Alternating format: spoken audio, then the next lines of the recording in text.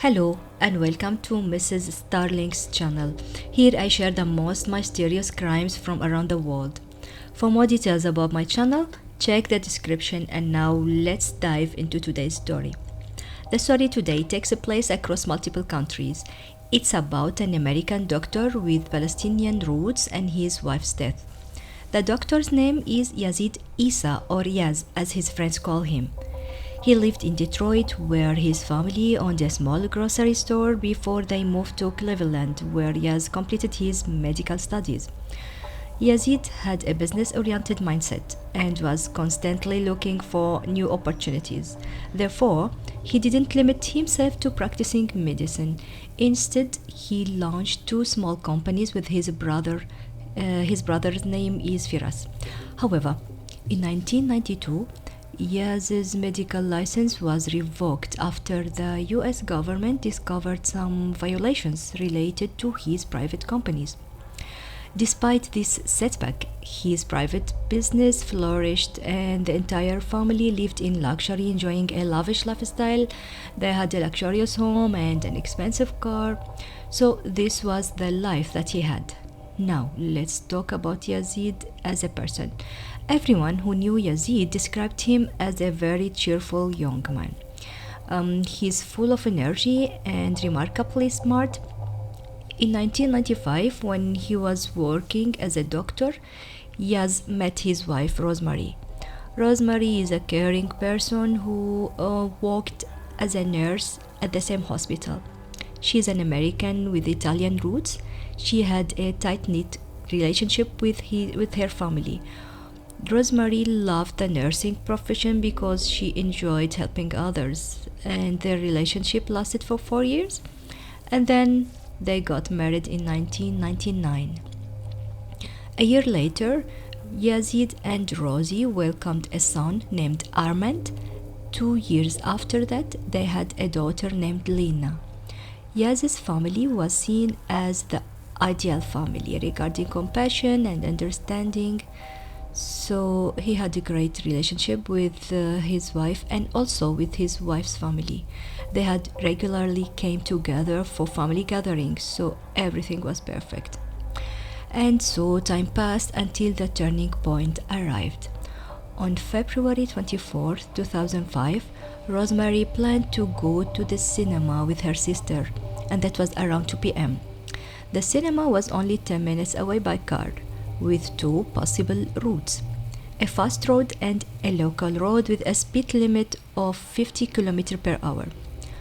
Rosemary chose that slower road. This was the cause behind exposing the truth of what happened. She was driving at 50 km on the local road, as we said, when she hit the car in front of her.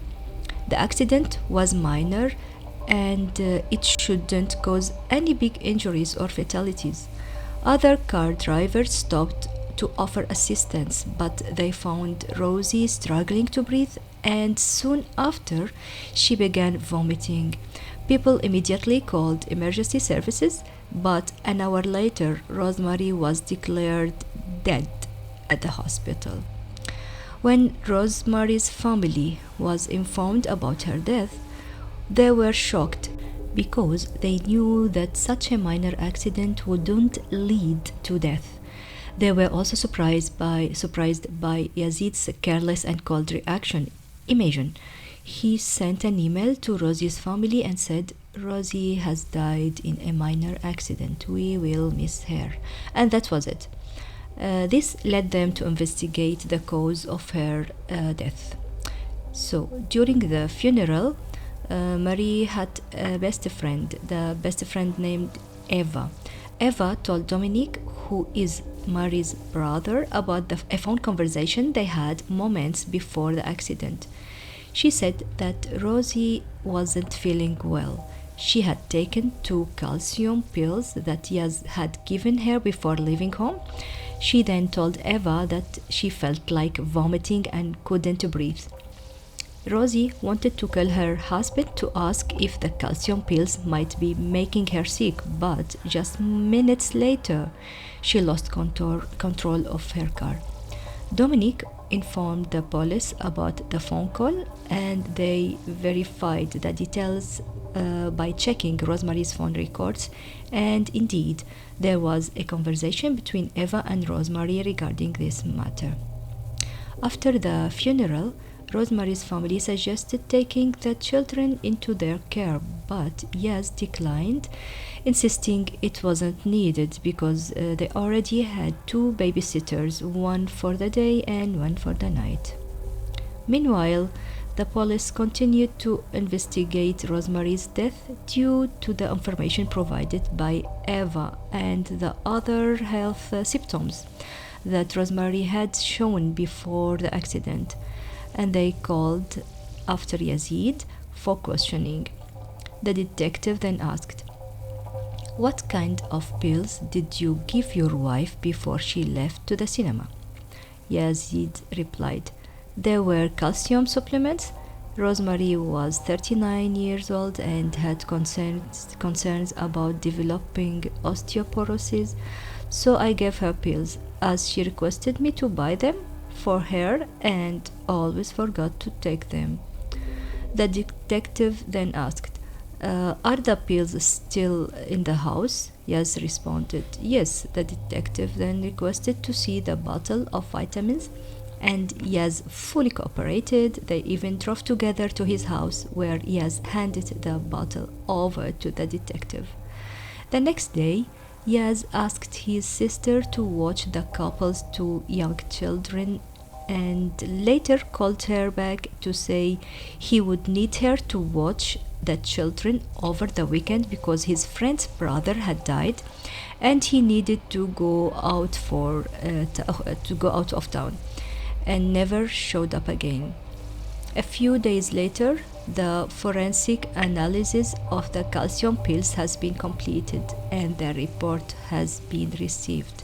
And it said that the calcium pills from the family's home had been filled with potassium cyanide, a deadly poison strong enough to kill its victim within minutes.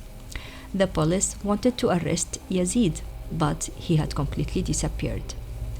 The police then called the two nannies for questioning, and it was discovered that the two nannies, the two women, Margareta and Michelle, were not actually nannies, but had been Yazid's mistresses for a long time, dating back to when he was dating Rosemary. Margareta had been involved with Yazid since 2001, and for Michelle, she was a colleague of Yazid's at work, and their relationship had started in 1997. They told the detective that Yazid had a hidden bedroom in the basement of a business he owned with his brother, meaning his brother was aware of his secret life. The detective questioned whether either of the two women had any involvement in Rosemary's murder. They speculated that one of them might have been jealous and wanted to get rid of Rosemary to have Yazid for herself. However, both women denied knowing anything about the calcium pills. The fingerprints on the bottle and the pills belonged exclusively to Yazid, and he admitted to giving the pills to his wife and even handed the bottle over to the police, but then disappeared. Here, the investigators wanted to understand the relationship between Yaz and Rosie, since the nannies were in direct contact with both of them in the family house due to their job, and they might have witnessed any conflicts. There is a strong possibility that Yaz may have taken drastic action against his wife, as divorcing her could have resulted in the loss of custody of his children, plus a divorce would have meant dividing their share assets. Consequently, he may have considered eliminating her as a more favorable solution. According to the statement of the nannies or mistresses, Rosemary was described as a kind and ideal mother, and Yazid was fortunate to have her as a wife. They have never fought. and his family, including his brother Firas, who was also his business partner, confirmed that Yazid deeply loved Rosemary and married her after a love story. There were no reports of or conflicts or any discussion about divorce. Meanwhile, the police received information that Yazid had traveled from the US to Canada and then from Canada to Cyprus and then from Cyprus to Lebanon. Why did he choose Lebanon? I will tell you. Lebanon is a country without an extradition treaty with the United States, leaving the fugitive doctor virtually untouchable. Yazid settled in Lebanon, and it felt like heaven to him. His business with his brother Firas continued to flourish. Firas kept transferring the money to Lebanon, and the family had a friend named Jamal. This guy helped Yazid to obtain fake ID, fake driving license, to rent a house, to rent a car. As a result, Yazid was able to enjoy a lavish style in Lebanon. After 3 months, Yazid got bored and wanted to travel somewhere for a vacation. He chose to go to Cyprus, which he later regretted. Jamal, the family friend, managed to get him a passport under the name Maurice Khalifa. Yazid changed his appearance, hoping no one would recognize him, but someone informed the authorities in Cyprus that a criminal wanted by US would be entering the country. As a result, Yazid was arrested upon arrival at the airport in Cyprus. Yazid's family in America hired the best lawyers to defend him, and the American authorities started asking for his extradition. But according to Cypriot law, a person sentenced to death cannot be extradited to their country as Cyprus itself doesn't implement the death penalty. Therefore, Cyprus refused to extradite him and imprisoned him on charges of entering the territory with a fake travel document. At this point, the American authorities assured the Cypriots that Yazid would not face execution. Negotiations between Cyprus and America and Yazid's lawyers continued for 3 years until Cyprus decided to extradite Yazid Isa to America. The trial began. Firas, Yazid's supportive brother, was questioned under oath. He denied the charges against his brother, and then the persecuting attorney asked a very tricky question. Did your brother really ask you to make a deal with someone and give him $35,000 to ensure their silence? Firas denied it and said that such a conversation had never happened. But then the prosecuting attorney played a recorded phone call between Firas and Yazid, in which they discussed giving someone $35,000 to buy their silence. The judge then, after listening to the recording, told Firas to leave the courtroom as he was lying under oath, and which could expose him to a 16 years prison sentence.